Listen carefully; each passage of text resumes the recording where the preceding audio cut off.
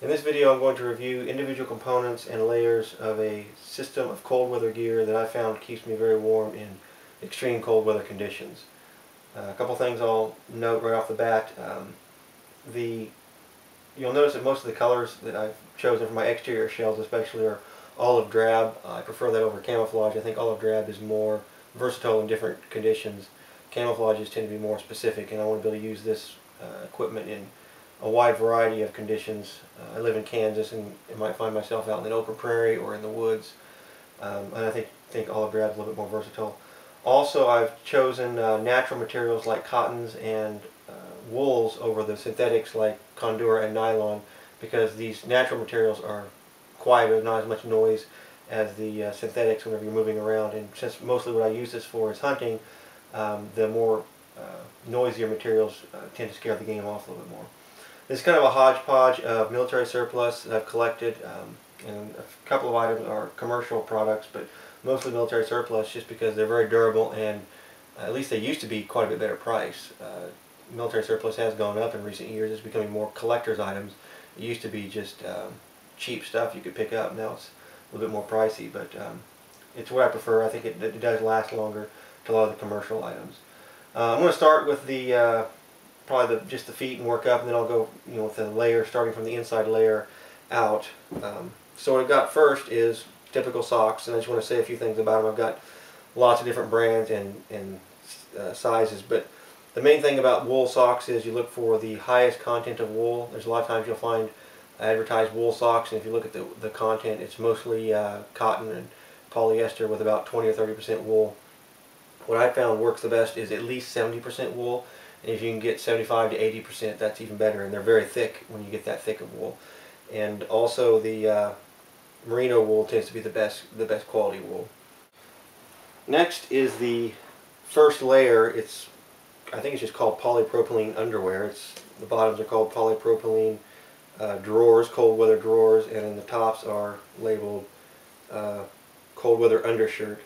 And they are 100% polypropylene. This material supposedly wicks the sweat away.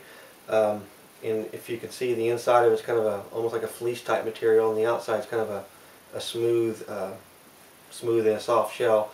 They run a little bit small. These are actually larges, and I find that they're just about too small for me. A lot of the military surplus stuff runs that way. So even though this is American military, I think the vintage of this stuff is probably 80s technology or something along those lines. But it makes a great first shell for the first layer. I do eventually want to try some wool out, but so far this works pretty good. One thing I'll note about these is once you've worn them one time out in cold weather and you've gotten warm in them, they'll be pretty drenched in sweat, so they pretty much have to be washed after one use. The next layer is called a bear suit. It's actually labeled, the official label is synthetic fiber pile, cold weather. That's military jargon, but it's commonly referred to as the bear suit. The top is a zip-up kind of a jacket. It's very, very thick. It's got this fleece type lining, and that's why they call it the bear suit, because it kind of resembles bear fur on the inside. This is really good for keeping your warm heat from your body insulated close to your body. A lot of times I find I don't use the top because it's just not cold enough to warrant it. It gets you extremely warm. It's also kind of bulky. When you need it, it's very handy and worth having, but if you don't need that extra bulk, it can be a little bit excessive. And a lot of times I find myself taking this layer off because it's just a little bit more than I need. Bottoms of that, they've got the suspenders that go on, and they fit kind of loosely around you, and it's pretty easy to get off and on because they've got these zippers down the side. If you want to, you can pull them off pretty easy. So these are definitely one of the key components to staying warm in extremely cold weather, but they are kind of bulky. The next layer is actually what I would call the outer shell, and another extremely important component to this system is the good old wool sweater. And you can get these from several different places and several different manufacturers. This one is either British or American, I don't remember which, but German, British, American, French, Italian, they all made good wool sweaters. And the only variations, you can get some with a V-neck like I've got here, some that have a tighter neck around the top. They're all pretty much the same thing. They're about 100% wool, if I remember right. The tag on this one's faded out completely, so I don't know, but I think it's 100% wool. And with this on, many times, this with the polypropylenes underneath of it that's all I need to stay warm. I don't even have to wear a jacket or a coat or any other layers. I would say temperature down to around 20 degrees if you're moving around much. That will keep you plenty warm. These are a real favorite of mine. I bought my first pair of these many years ago because they were cheap at the Army Surplus store. They are the M65 field pants. They're actually getting a little bit more rare and more expensive. Last time I priced these, they were around $30 to $35 without the liner. But they're very sturdy, cotton and I think polyester pants. They block the wind really well. They've got two nice large pockets on the legs, and then two pockets in the back, and then your standard pockets in the front. And all of them have snaps on them. Even the front pockets have snaps, which are very convenient. You can put your keys or wallet or other things in there and snap them closed if you're out in the field. A lot of times you have to buy the liner separately, and they look like just a simple nylon liner with not a lot of material to them, but they actually help a great deal in breaking the wind and help keeping in your heat. These also have a drawstring on the bottom, which I find extremely useful. You can pull them tight over your boots and then tie them with just one tie, like so, and then that keeps the cold air and the snow and moisture out from getting down the top of your boots. So that's very handy. If you can find these, I know they're making a lot of reproductions now, but I would recommend, if you can find the originals, getting them, because I've had a couple pair of these, and I finally wore out my first pair after owning them for about 15 years. So I'm now on my second pair, and I'm going to see if I can find some more of them for future use. I'm going to try to keep a supply of those around. Next layer is the parka. It's what I use is a Canadian military parka. It's insulated with this insulation on the inside, which snaps out if you want to pull it out. I've never actually taken it out. The outside shell is a cotton shell. It's got two really enormous pockets, which I really like. I can put a lot of gear in here. I'll show you in a minute a couple of the other things I always carry with me, because I never know how cold it's going to be and how much wind it's going to be blowing. So I carry several different types of hats and gloves or mittens, depending on which one I'm going to need. Plus I can also get my electronic call, my Predator call down in here, which is a fairly large item. Many times I'll put a canteen in here, or a pistol or something else. And it's got two of those. It's also got these pockets up top, which are good for holding knives, extra magazines, or like in this case I've got the remote control to my Predator call in it. It's perfect for that. It zips up and it also buttons up, and then around the top it's got closures that allow you to get a nice tight seal. It's got a hood, and you can button it up across the top and get a seal. I don't know if you can see this or not, but a seal so that it covers up your mouth, so the only thing left open is your face, so it covers up nicely. And this really does a really good job of keeping a lot of heat in. It comes down really low, so it covers a good portion of your body and keeps a lot of heat in. The next few items are just gloves and accessories. This is the standard wool liners. I actually use them for gloves and nothing else, because unless the wind's blowing really hard or it's very cold out, these do for most conditions. These are actually Swedish military gloves, and they're a little bit better quality than the American liners. They're a little bit thicker and denser, and they're just not made quite so crudely, so they make really good gloves. I bought a 6-pack of these many years ago, and I've worn most of them out now. I've only got 1 or 2 pair left, so I need to find a replacement for them, but these have been really good gloves. But any of the wool liners I would recommend getting. You can usually buy them in a 5 or 6-pack, and they're not terribly expensive, and they make a nice base kind of a glove.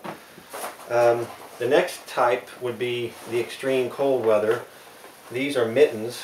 They have a leather palm, a cotton shell, and then they have a wool liner. And the wool liner is basically just like the exterior. See, it's got a trigger finger, a thumb, and then the mitten area. So usually what I do is I keep my fingers all in the mitten area until I'm ready to shoot, and then I put my finger in the trigger finger. And that's always quite a bit colder. Whenever it's cold enough out to be using these, when you put your trigger finger in that area of the mitten, you can feel it's quite a bit colder. So you don't keep your finger in there unless you absolutely have to. But once you have all of your fingers and make a fist inside this mitten, I've been out in extremely cold weather, like 5 or 10 below zero, not counting wind chill, and my fingers have stayed warm. And that's one of the biggest challenges, is keeping your toes and fingers warm. So a good pair of mittens are extremely valuable. I also have just a standard Carhartt cap. It works under most conditions. This is plenty good. I don't have much trouble with my ears getting cold. Some people, their ears get colder a lot quicker, but mine usually stays pretty warm with just the standard Carhartt hat on. If it does get colder and I need to cover up my face or my ears a little bit more, I've got this balaclava, which I showed in my other video when I was out in the tent, it comes down over your torso a little bit in the front and the back, so you can put like your sweater over the top of this, and then it makes a nice seal. And then you can wear this down over your chin, which is most of the time when I've used this, that's how I've used it.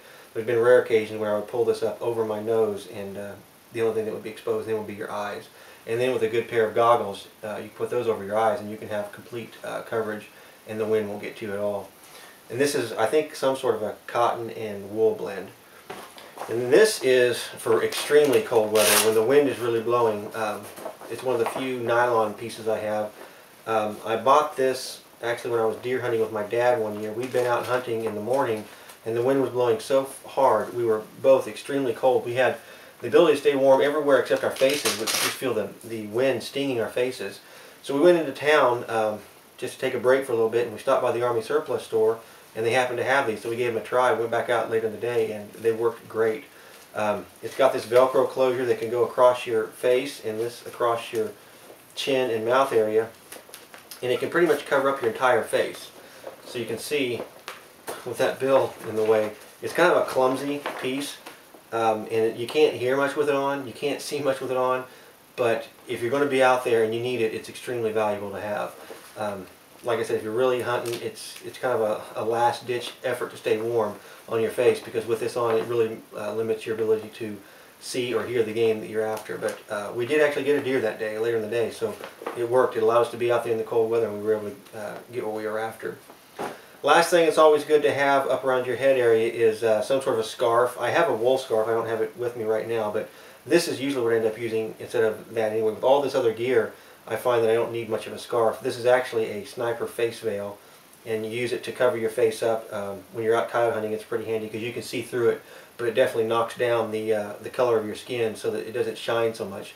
If you're out in especially moonlit night or something like that, I think the color of your skin, if you're a light colored skin like I am, then it can shine and the game might see you. But if you cover your face up with this, or you can cover your rifle up with it, and when you're not using it for that, you can just wrap it around your neck and tie it off and make a scarf. I also a lot of times tie it off and then just pull it up over my nose, like have this area come up over my nose, and then pull it tight, and it makes a bit of a break from the wind, but also covers up half my face, and I can still see over the top of it and have a clear view.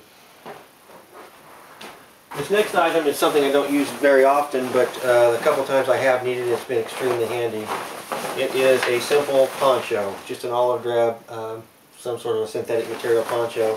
And when it comes to keeping rain out, I know it's kind of a noisy piece, but it doesn't matter. It's the only way to really stay dry. And this does a really good job. This one is a military, it's a German, I think a West German surplus, and it comes down really low. In fact, it almost goes down to my feet, so it comes down a lot lower than a lot of other ones. I've had ponchos in the past where they only go down to your knee. And if you're walking through tall, wet grass, or if the rain's coming down, you might still get the bottom of your legs wet. This one keeps me dry pretty much from head to toe. Last item isn't so much about keeping warm, it's just a camouflage item. One of the few pieces of camouflage I like to use. When there's snow on the ground, it's a poncho that covers you up, and it's a snow camouflage pattern. It's mostly white, has a few splotches of green so it doesn't make you stand out like a big vanilla ice cream cone. But it blends in pretty well. I was using this just this past weekend whenever I shot my first coyote of the year, and he never saw me, so I think this definitely helps out a lot. And I like how it's a poncho. I've seen snow camouflage before that you can wear like a pant or a jacket, but this allows me to use all of my standard equipment and just slip it on over the top, and then I can take it off, and I can roll it up, and it fits easily inside of the pocket of the Canadian Parker that I've got. Lastly, I need to talk about boots. I did a review on these boots, and I'm going to do another review on them later, so I'm not going to go into too much detail. These are Irish setter. They have 1,000 grams of thinsulate. Boots are one of the few items I would say the commercial products are much, much better than the military surplus. Military boots a lot of times aren't that warm or aren't that comfortable. I know you can buy Mickey Mouse boots, military surplus boots that are extremely warm, but they don't function real well as far as they're kind of bulky and hard to walk in. These I found have great traction. They're leather on the bottoms. I've actually used them for hunting and for cutting wood, and they've held up really well even when cutting wood and working in them. They support your foot. They're very warm. I bought them a little bit large so that I can actually wear 2 pair of wool socks in them, and I've never yet had my feet get cold, and I've been outside in sub-zero weather all the way down to -5, not counting wind chill. I've walked through snow, I've walked through water, and so far my feet have not gotten cold or wet. So these, I think, are a very good pair of boots, and I think if you're looking for boots, I would look for commercial over military surplus, because my experience has been that they're just better. So this is the basic system that I use to keep warm. I've been out in sleeting rain, -5 degrees, and with all these layers on, I find that I can stay quite warm. In fact, I usually end up sweating. Once I walk out to my hunting spot, I usually have to take a layer or two off, or a couple of items off, because it's just too warm when you're not when you're just moving around a little bit. If you're sitting still for long periods of time, you probably want to keep all of them on, but usually I get up and move around from time to time, and any movement at all, you start to sweat profusely. When you're wearing this much gear, it really is a lot of insulation. So I hope this has been helpful. This is what I've used for a lot of years. I put a lot of research into finding what works best for many years. When I was a teenager, I'd go hunting, and I didn't know how to stay warm. I just remember putting on a lot of, like 3 or 4 different pairs of socks, and then pulling my boots on over the top of them, thinking that the more socks I wore, the better. Actually, you don't want to put too many layers on that are constricting. If you put on too many pairs of socks, it actually cuts off the flow, and it's actually counterproductive. So no more than 2 pair of socks would I recommend. 2 really thick pair would be good, because then there's a lot more cushion and it doesn't cut off so much circulation. And have plenty of room inside your boot. Even if they're a little bit loose, it's better than having them too tight, because once it tightens down, it's going to cut off that circulation. It's all about having good blood flow to keep your body warm. So after years of struggling with it, I decided I was going to find a way to stay warm, and the key to it all is layers and wool. Lots of wool. Anything that you can get that's wool would be good. And then you can stay warm. So hope this has been useful to you, and until next time, just stay safe, and thanks for watching.